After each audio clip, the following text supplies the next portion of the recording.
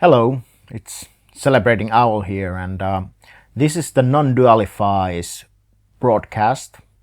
You are about to see an episode of the Cosmic Travel Agency where Happy Bear will tell us about a journey that he's leading us into. What's the journey called, Happy Bear? Thank you. It's called the One Protocol, a 14-day intensive to awakening. Okay. Yeah. So that sounds to me kind of like an engineering approach to awakening. Could you elaborate a little further? Yes, obviously, as I'm a logistics engineer, as one of my professions back in the day. It's a quite structured approach to non-duality and experiencing this cool, deep, awesome silence, as we call it.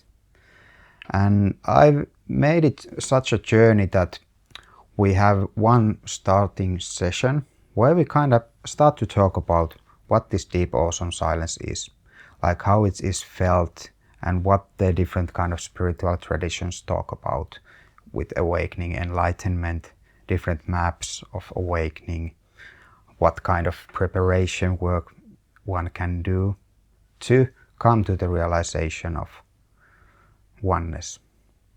And we kind of prepare giving some frameworks which are intended to give the egoic mind or the conceptual mind some understanding that we can on relative terms see that there are practices one can do that prepare us for the insight of seeing through the illusion of a separate self.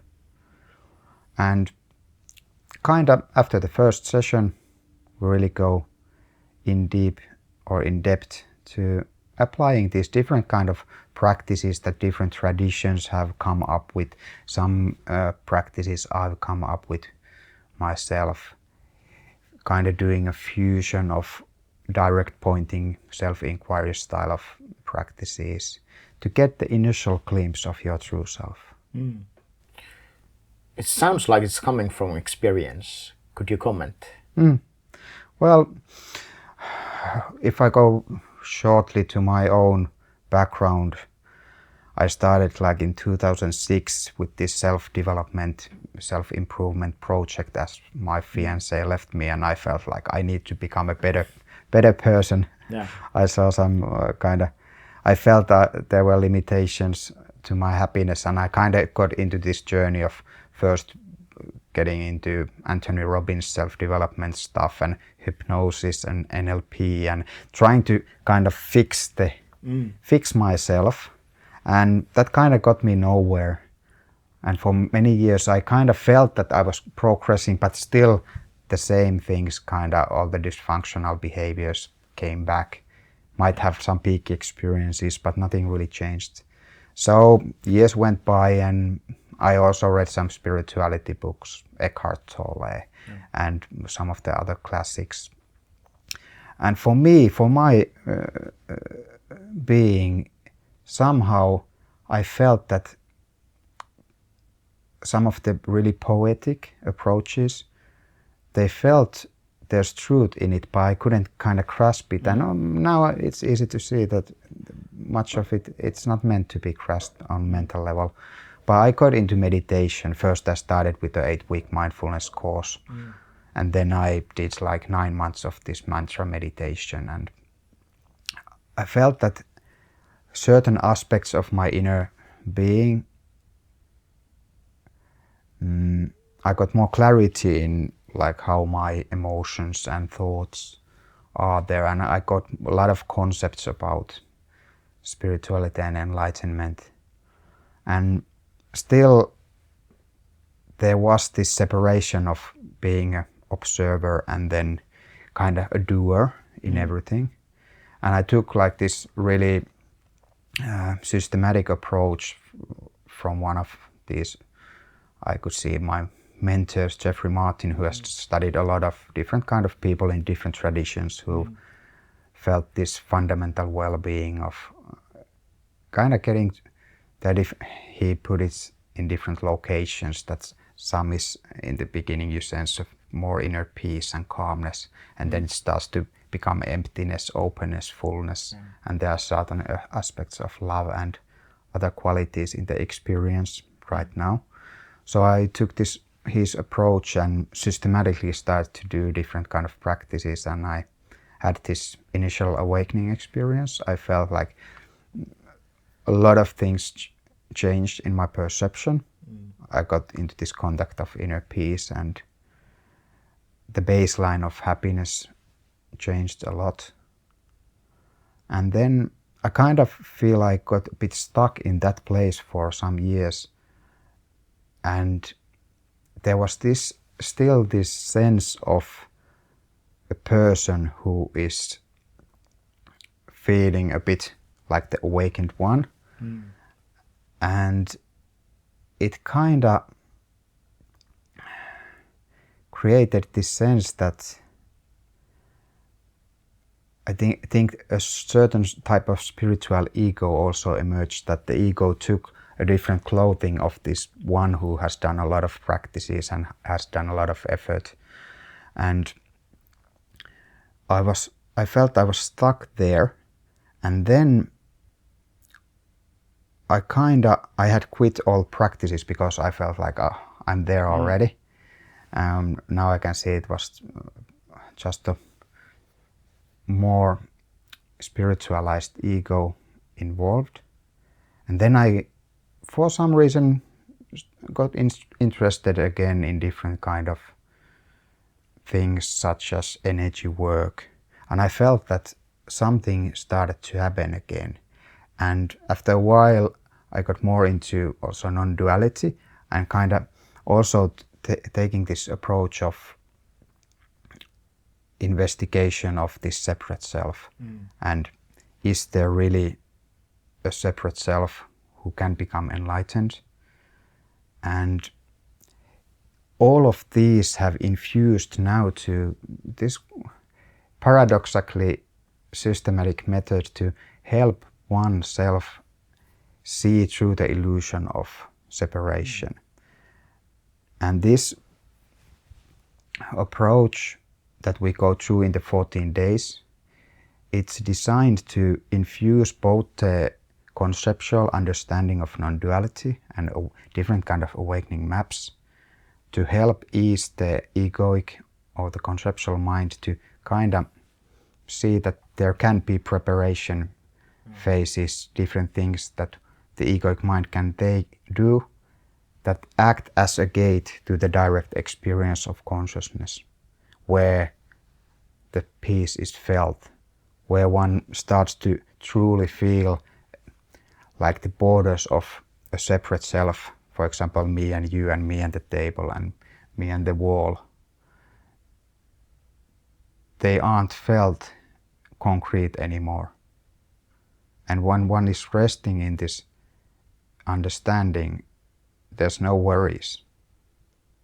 Like all the dysfunctional habits, there used to be different kind of fears, uncertainties. They are felt in such a different way. Much of it starts to dissolve.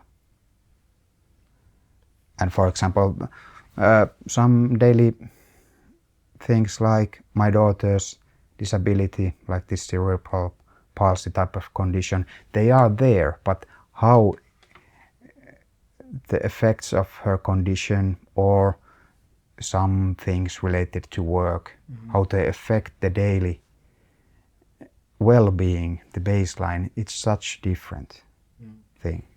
And you think, do you think this journey, it's a beginning, right? It's a beginning, and would it be fair to say that to attend this awakening intensive, you don't really need much prior experiences from spiritual practices? Or? Yes, that's really true. It can be seen as the gateway to this experience. You don't need to have any experience earlier. Of course, many who might join, they have perhaps done a lot of things in their life to get into this point. Maybe they have done manifestation, self-development, even meditation, mindfulness, even energy work, but perhaps feel that there's still something they are craving to. That there's this sense of there must be more.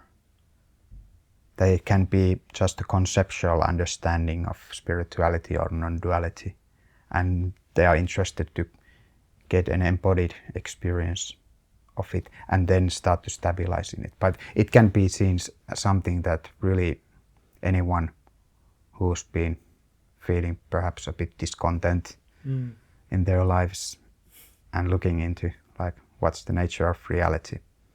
So this is, would it be fair to say that this your own approach has been not a very classical one, because usually you get a spiritual teacher at some point and you follow a tradition. It sounds to me like you've engineered yourself and you've taken samples here and there, and you know, it's been like more like a path of an engineer or a scientist that you've taken. Yeah, one could say that, because there's been like points in my life where, for example, I see Ramaji as one of my teachers. His levels of consciousness, it's also a system, but he's really into self-inquiry. For some time that was a really big influence to me. Then some teachers like Spiritual Unfoldment Network for energy work. I spent a year like doing weekly workshops and delving into that kind of being. And there's been phases also. Amrita Mandala, I've been part of that group for several years, which is this tantric Tibetan fusion approach as well. So I kind of explored a lot of different lineages and paths, and kind of made an engineered fusion of these. You engineered it into Protocol 1. Yes, exactly. And I want to say it's called the One Protocol, but it's not the only one. No. But it's, I think it's for people who perhaps want a really, really direct way in that sense that there is things to do, and there is the person who joins. They might be feeling that there is a separate person still, like separate self. And we have this for 14 days, a bit different kind of approaches, different kind of practices that I felt have been instrumental or important on my path to kind of get to the point where those don't really make that much sense, or there's no need for those practices to do on daily basis. And someone could do the 14-day intensive, then they keep the materials, they can do it again to kind of get to the glimpses. The aim is to get a true glimpse, at least for a person who has been seeking, has been searching, has been trying, perhaps is a bit unsure that is this really real, like, or is it just poetic, metaphorical language that the holy books or lineages talk. But to get to the real experience.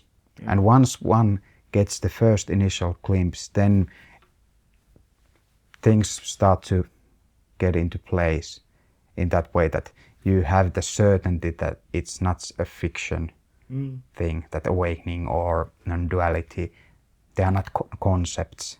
We are trying to explain deep, awesome silence using words and pointers. But that's not the real thing. Yeah. What's even the thing that is mentioned in many of these holy books, that they are pointers. Yeah. Well, thank you, Happy Bear. I think that was a very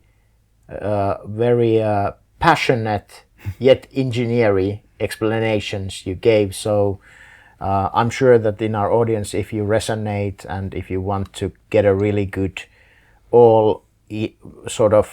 all-inclusive sample of different Happy Bears awakening techniques, this is a very good journey for you. So you'll find more information on our journey site, and Thank you. Happy Thank bear. you. Goodbye. Bye.